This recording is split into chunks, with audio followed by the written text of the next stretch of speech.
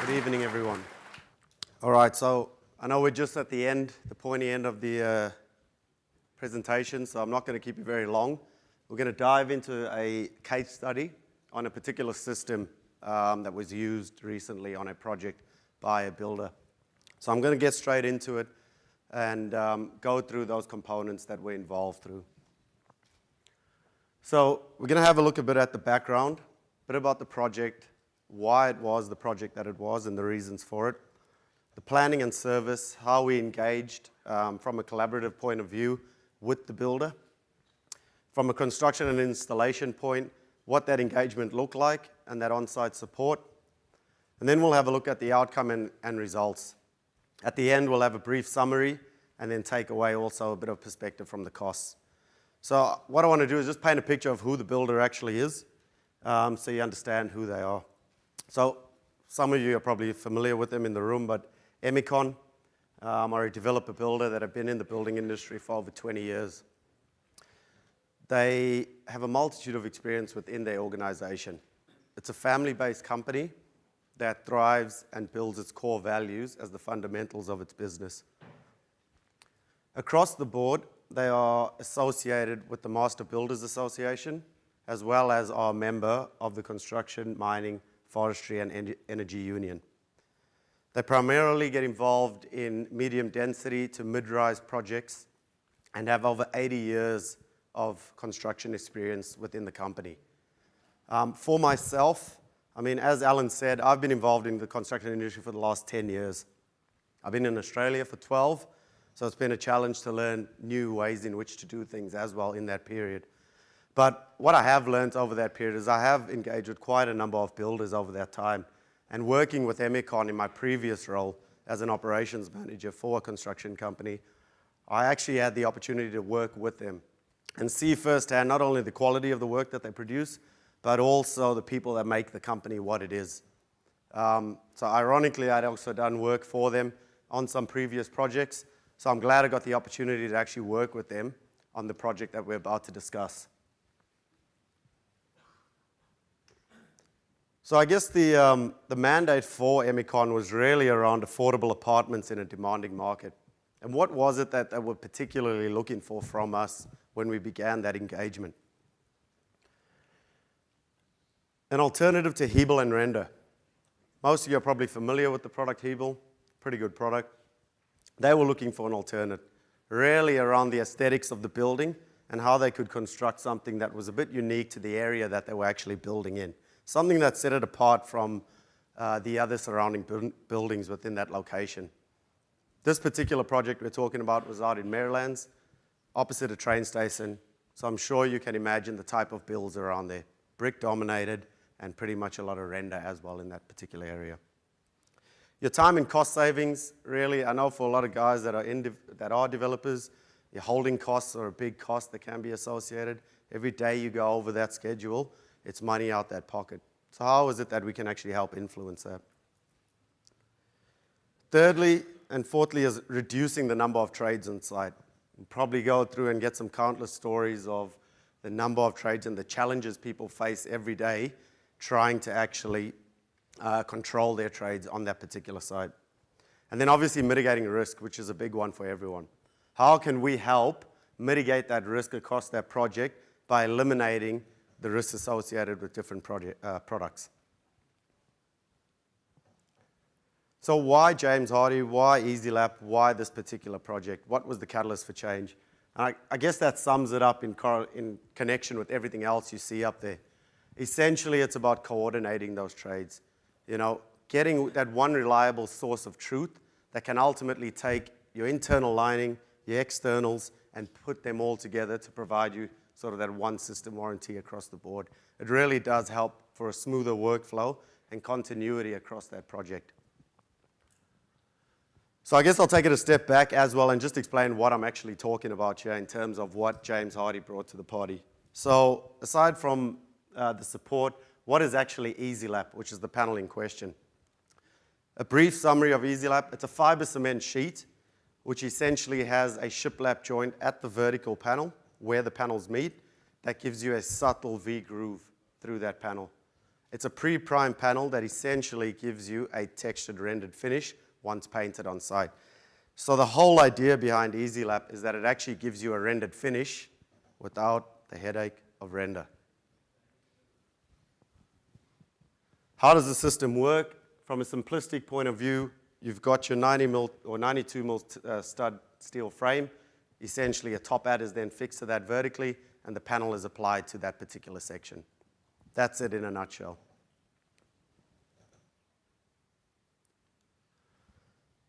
So I guess one of the most important things to realize is that it all really comes down to the detailing that's required in a particular project.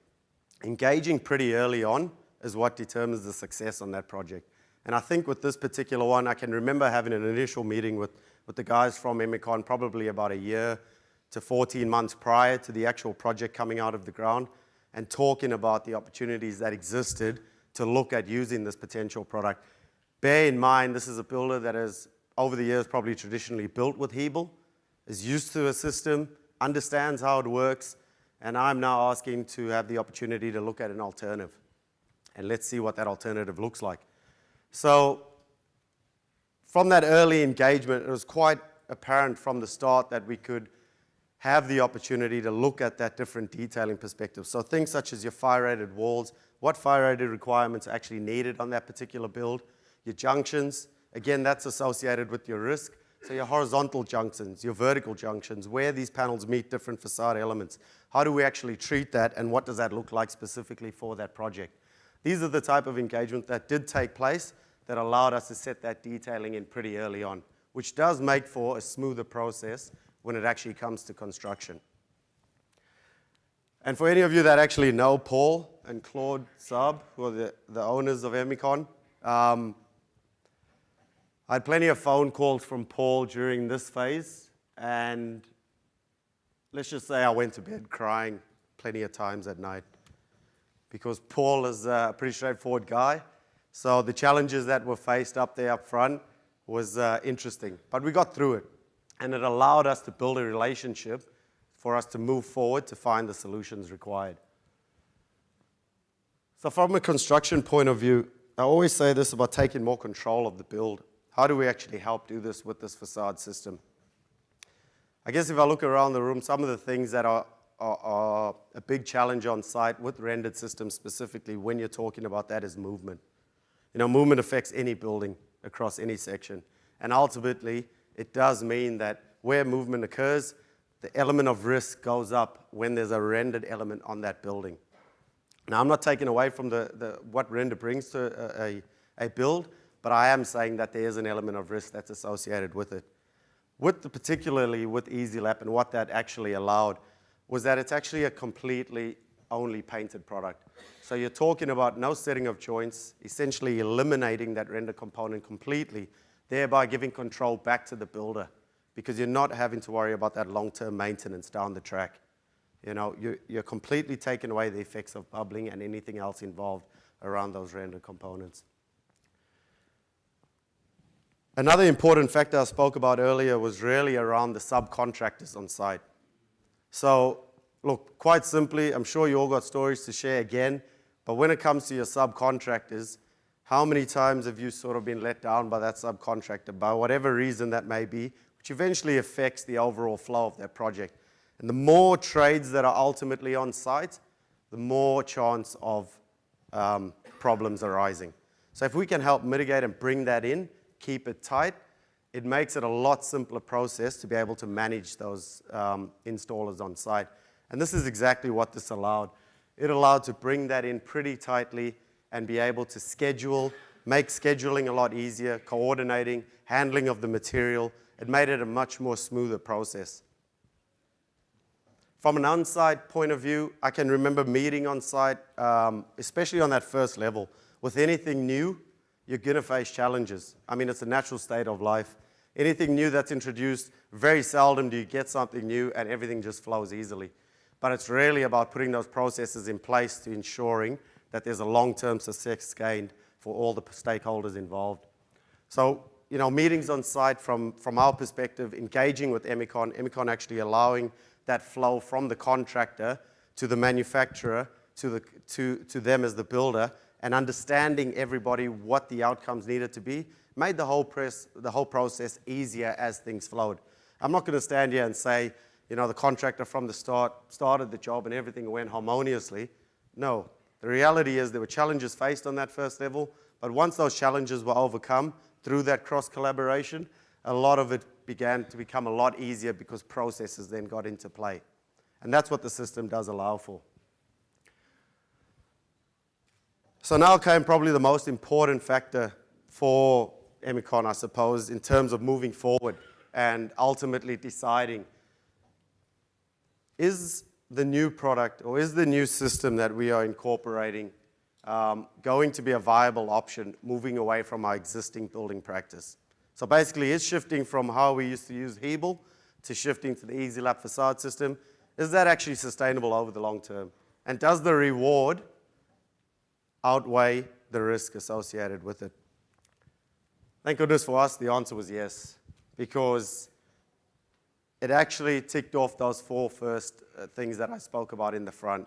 They were able to achieve an architecturally different building from all the other surrounding ones in the area. It was within budget. They significantly reduced the risk associated, and they were also able to reduce the number of trades on that particular site. So they have since gone on and used it on another 46-unit development, which they are currently working on at the moment. So in summary, just from the product perspective or from a system approach, you have a material that provides less material handling, less use of the crane, ultimately less trades on site for you, less on-site trade meetings. From an indicative cost point of view, you're looking at that range of between 120 to 150 a square meter, which is borderline or in par with what you would pay for Hebel and Render as a supply and install. Your main cost saving is in the time to install, which ultimately affects your overall time on site. There's no risk of cracking, there's no risk of blowouts, and there's no risk of bubbling. So you've essentially taken that complete risk away from the project. And you're also achieving something that does have some sort of architectural look to it and distinguishes it from everything else in that area. So for those of you that don't know me, I'm a bit of a soccer fanatic, and I'll be there front and center tomorrow to watch the Mighty Reds taking on Sydney FC. But I thought this quote basically sums up everything nice and perfectly. You know, a lot of the work that went on in the background is what made the process simpler. And I always associate sport with life. I think Gary Player said a pretty similar thing for those of you that follow golf. The more I practice, the luckier I get. You know, it's all in repetition. Doing something continuously and finding a solution for yourself is what makes something a success. And I think this ties in nicely with that.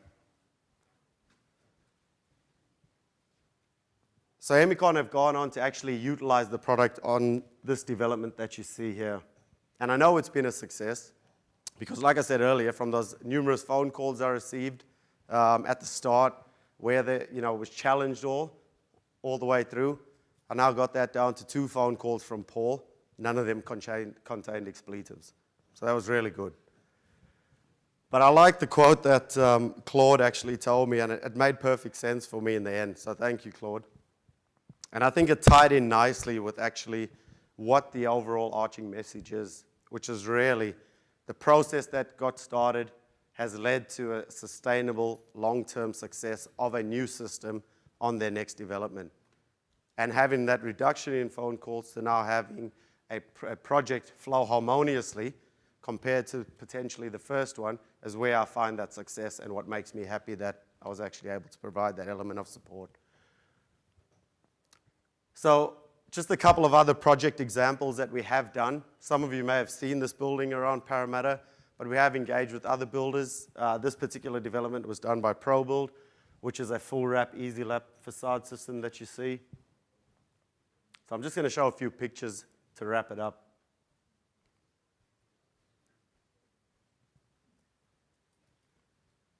So this was for a developer builder up in DY, also traditionally built with Hebel, and decided to shift towards the EasyLap facade system.